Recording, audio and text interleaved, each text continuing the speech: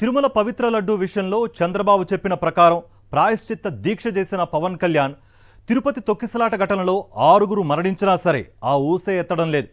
ఆయన గతంలో వేసుకున్న సనాతని వేషాన్ని ఇప్పుడు ఎందుకు ధరించలేదనే విమర్శలు అన్ని వైపుల నుంచి వస్తున్నాయి. గతంలో చంద్రబాబు పబ్లిసిటీ పిచ్చి కారణంగా గోదావరి పుష్కరాల తొక్కిసలాటలో 29 మంది మరణించినప్పుడు కూడా పవన్ కళ్యాణ్ నోరు విప్పలేదు. తిరుపతిలో ఎన్నడూ జరగని దారుణ ఘటన జరిగితే దాన్ని సైడ్ ట్రాక్ చేయడంలో బాబుతో కలిసి పవన్ సారీల డ్రామా ఆడటంపై సర్వత్రా విస్మయం వ్యక్తమవుతోంది. సంధ్యా థియేటర్ తొక్కిసలాట ఘటనలో నీతులు చెప్పిన పవన్ కళ్యాణ్ గేమ్ చేంజర్ ఫంక్షన్కు హాజరై మరణించిన అభిమానుల ఇష్యూలో మరో రకంగా వ్యవహరిస్తున్నారు. తొక్కిసలాట ఘటనలు జరిగినప్పుడల్లా బాబు స్కెచ్ ప్రకారమే పవన్ నడుచుకుంటున్న తీరుపై ప్రముఖ జర్నలిస్ట్ కొమ్మినేని శ్రీనివాసరావు కమెంట్ ఇప్పుడు చూద్దాం. తిరుపతి తొక్కిసలాటలో 6 భక్తులు మరణించిన ఘటనను క్షమాపణల డ్రామాగా మార్చి కూటమి ప్రభుత్వం ముగించేస్తున్నట్లుగా ఉంది. ఈ క్షమాపణ పర్వంలో ఉప ముఖ్యమంత్రి పవన్ కళ్యాణ్ తన వంతు పాత్ర పోషించి పరువు పోగొట్టుకున్నారు. పవన్ కళ్యాణ్ గాలి తీసివేయడానికి టీటీడీ చైర్మన్ బీఆర్ నాయుడు ప్రాధాన్యం ఇవ్వడంతో మొత్తం కథ అడ్డం తిరిగినట్లయింది. బీఆర్ నాయుడు చర్యతో బిత్తరపోయిన టీడీపీ అధిష్టానం రంగంలో దిగి ఈయనతో కూడా సారీ చెప్పించి సరిపెట్టింది. ఈ మొత్తం ప్రక్రియలో ఎవరు తప్పు లేనట్లుగా తేల్చేసి ప్రభుత్వ అధినేతలు టీటీడీ ఉన్నత స్థాయి బాధ్యులు తప్పించుకోవడం విశేషం. ఇక అక్కడకు వచ్చిన భక్తులదే తప్పని చిత్రీకరించడమే తరువాయిగా కనబడుతోంది. పైరవీలే ప్రామాణికంగా సమర్థత లేని చైర్మన్ను బోర్డు సభ్యులను నియమించిన ముఖ్యమంత్రి చంద్రబాబు నాయుడు, ప్రభుత్వాన్ని పరోక్షంగా నడుపుతున్న లోకేష్ల బాధ్యతారాహిత్యం అర్థమవుతుంది. అంత పెద్ద దుర్ఘటనను చిన్నది చేసి వేరే అంశాలను తెరపైకి తీసుకురావడం ద్వారా డైవర్షన్ రాజకీయం చేయడానికి ఇప్పటికే ఎల్లో మీడియాను తెలుగుదేశం నాయకత్వం ప్రయోగించింది. దానికి అనుగుణంగానే టీడీపీ, జాకీ మీడియా, ఈనాడు, ఆంధ్రజ్యోతి వంటివి తమ వంతు కృషి చేశాయి. ఇప్పటివరకు జరిగిన పరిణామాలు గమనిస్తే ఈ వ్యవహారంలో అనవసరంగా అప్రతిష్ట పాలైంది పవన్ కళ్యాణ్ అయితే, ఆటలో అరటిపండులా ఎవరూ పట్టించుకొని దేవాదాయ శాఖ మంత్రి ఆనం రామనారాయణ రెడ్డి తన ఉనికిని కాపాడుకోవడం కోసం ఏవో పిచ్చి ఆరోపణలు చేశారు.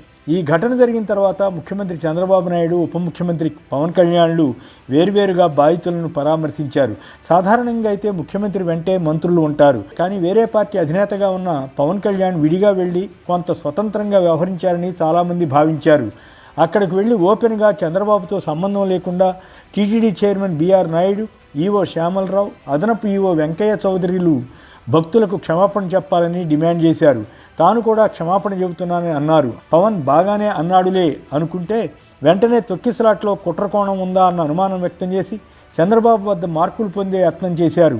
పవన్ మాటలను టీటీడీ బాధ్యులు ఎవరూ సీరియస్గా తీసుకోలేదు, క్షమాపణ చెప్పలేదు.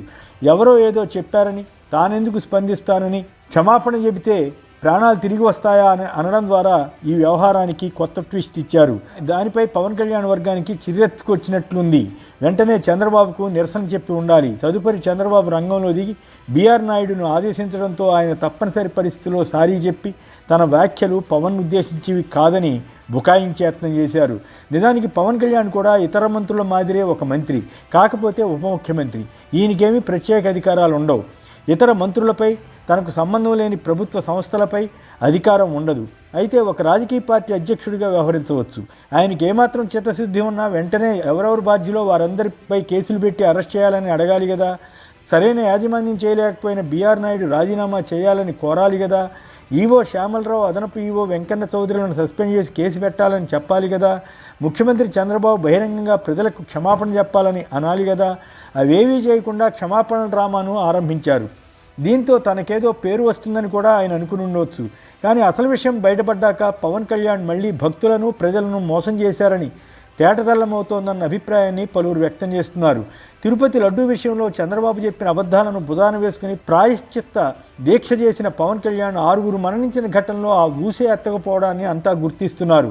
అప్పుడు వేసుకున్న సనాతని వేషాన్ని ఇప్పుడు ఎందుకు ధరించలేదని ప్రశ్నిస్తున్నారు. ఇదేనా హైందవ ధర్మాన్ని రక్షించడం అని అడుగుతున్నారు. గతంలో చంద్రబాబు నాయుడు పబ్లిసిటీ యావ కారణంగా రాజమండ్రి వద్ద గోదావరి పుష్కరాల్లో తొక్కిసలాట జరిగి 29 మంది మరణిస్తే కూడా పవన్ కళ్యాణ్ నోరు విప్పలేదు. ఇప్పుడేమో తిరుపతిలో ఎన్నడూ జరగని దారుణ ఘటన జరిగితే దాన్ని సైడ్ ట్రాక్ చేయడానికి అన్నట్లుగా అదేదో తనకు పవర్ ఉన్నట్లుగా హడావుడి చేసి చివరికి సారీలతో తుస్సుమనిపించారు. విశాఖ ప్రధాని సభలో తనతో సమానంగా లోకేష్కు ప్రాధాన్యం ఇవ్వడంపైన, ప్రచార ప్రకటనలో లోకేష్ ఫోటో ఉండడంపై కూడా పవన్కు కొంత అసంతృప్తి ఉందని, దాన్ని పరోక్షంగా వ్యక్తం చేయడానికి తిరుపతి వెళ్లి తొక్కిసలాటకు తాను బాధ్యుణ్ణి అన్నట్లుగా క్షమాపణ చెప్పారని కొందరు భావిస్తున్నారు. పవన్ కోరిన దాని ప్రకారం టీటీడీ ఇతర అధికారులు కూడా క్షమాపణ చెప్పాలి. కానీ కథ ఇంతటితో ముగిసినట్లే కనబడుతోంది.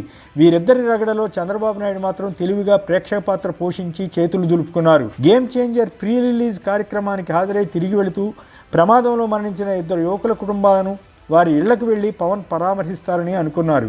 కానీ ఆయన అలా చేయలేదు. వారి గ్రామాల నుంచి పిఠాపురం రప్పించారట.